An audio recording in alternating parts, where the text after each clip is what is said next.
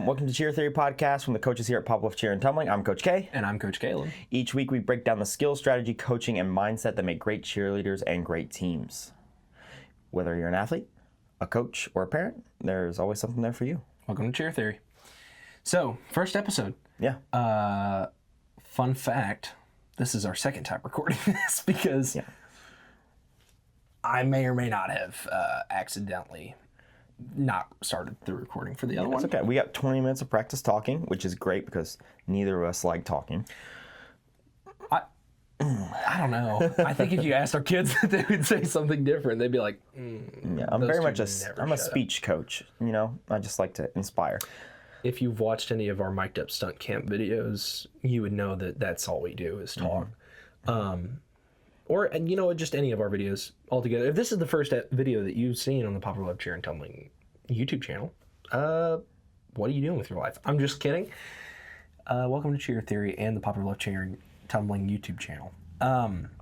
So yeah, I came up with these ideas to kind of reiterate, and I wanted our first episode to kind of be what the podcast is, what we wanted to do, and kind of a brief glimpse into the history of Pop Love Cheer and Tumbling as it is.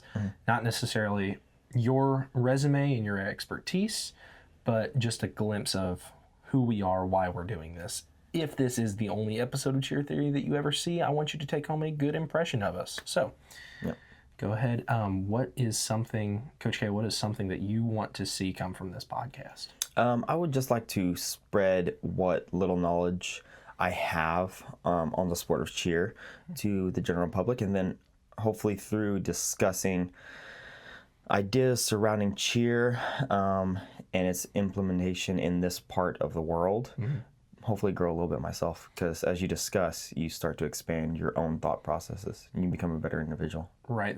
Some of the greatest minds of all time were philosophers, and all they did was sit around and talk all day. So it makes sense that in order for us to grow our mental capacity and be better cheer coaches, that we should too sit around and talk about stuff like that. So, and if we can record it, put it online, and you learn something from it too, then that is an extra bonus. Yeah, and if you have any corrections you want to give, you can like, comment, and subscribe. Do that. Find this podcast wherever it is, more than likely Spotify, Apple Podcasts, YouTube. But yeah, leave us a comment. Tell us what you think. If we suck, let us know, and we'll try and fix it. No promises, though, because we're not very good at this. But we can't see your comment unless you also like and subscribe, so make sure you do that. Okay. But so, going back to, I think it's incredibly important that we try to grow our area. So, if you haven't guessed by the name, we are based out of Poplar Bluff, Missouri. And there's a fairly decent cheer scene around us, but there's not, it's nothing like bigger areas like Atlanta, Nashville, you know, bigger cities, especially southern cities, that have an incredible cheer scene. We just don't have that around here. So what is, you know, the thing that's, you think that's stopping this area from becoming, besides population, the thing that's stopping this area from being like a cheer hub? There is still a long-standing stigma over whether cheer is or is not a sport. So you have athletes that have great potential for cheer that would choose other sports over it. And most of the time I see the precedent set from further generations.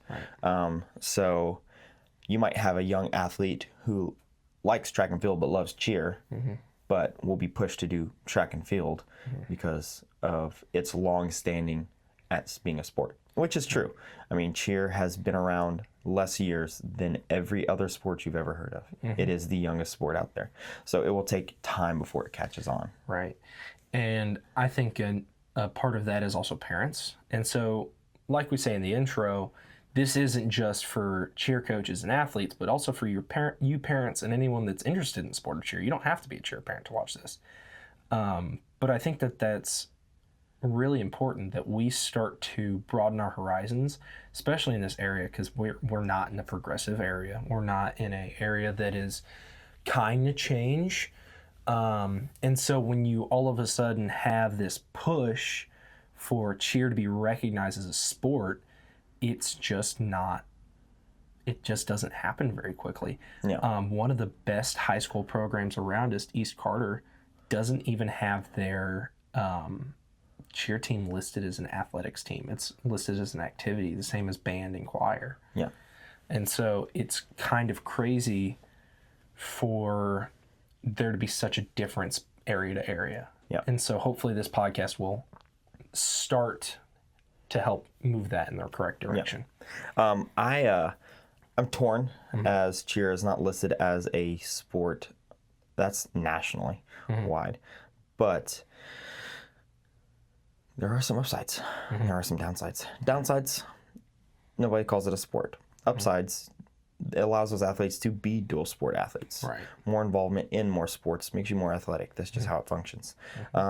So it does allow for a little bit looser implications of what is not practice times, how much they are allowed to practice. Most schools still have pretty strict regulations on the maximum amount of practice time that you can do in a week. But for a club, I feel like it should not be listed. So if you're going to give those stipulations, you might as well call it a sport. So you either call it a sport or you make it an activity and you drop those regulations. So. And I think that the in Missouri, at least, I don't know about other states, they have recently started a drug testing thing that affects, at first it was just sports, but now it's all clubs that have a athletic basis. Well, not an athletic base, not even an athletic basis. Any club that has a state conference or state competition. Chess players, we're looking at you right now. Our FFA team, our trap team, our band, our choir, all of them had to have drug testing in high school. Nice. Random drug testing. And USADA? I don't know. I don't think it was like USADA. I don't remember what program it was that came in. But they... it was kind of crazy. And I think that part of that is, part of the reason that they add that in is because of the lack of respect that cheer gets. And so you have these athletic type sports, trap as well. In some schools, it's not listed as a sport, as an activity. It is a sport. It is a sport. It's an Olympic-based sport. And whether or not PEDs help you in trap, they definitely would help in cheer. So having that around, but getting off topic, going back to things, what's something else that you feel would be a benefit if you saw in our community as a repercussion from this podcast? What is something that you would like to see in our community specifically? A little bit more growth. Just the spread of cheer as a sport that allows athletes long-term growth and success, and then real-world turnover as well. I have to convince, it's hard to get boys into tumbling classes, but there is a science-based, a couple hundred papers that show Division I athletes, one of the biggest common denominators that they have, biggest common factors between most of them, is at a young age, they participated in either tumbling or gymnastics. Right. Because in order to control whatever sport that you're in charge of, whether you have to control a bat or a ball, or you have to control another person, step one is to control yourself. Right. And then better spatial awareness, body awareness, and muscular control helps with that. Right. So, I think that's a really important thing to realize, is that your ability to control outside circumstances comes from your ability to control inside circumstances. And that's something that we preach a lot here, is that you cannot control outside influences. You can't control your teammates. You can't control your coach. You can't control the judges. But what you can control is how you react and the effort that you put forth into things. And I think that that's one thing that I personally would like to see, is a shift of mindset. So not only within some of our girls that we have here, most of our athletes are incredibly well-minded when it comes to cheer, knowing that it's a me problem, not a they problem.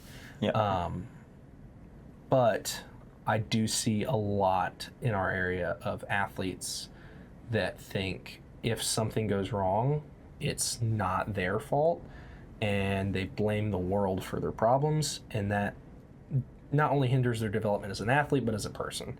Yeah. So I think that sort of, what's the self-serving theory or whatever it's called, that it's like, if it's great, it's me. If it's bad, it's them. Yeah.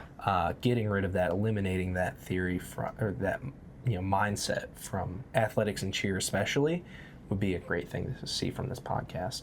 Will be. So, I think we're gonna wrap it up for our first episode. It's gonna be a bit of a shorter one, about half the length of what we're shooting for our regular episodes. But this is just kind of an intro, get you guys started with the Cheer Theory podcast. So. All right, well, thank you for joining us. Remember, great cheer isn't luck. It's theory.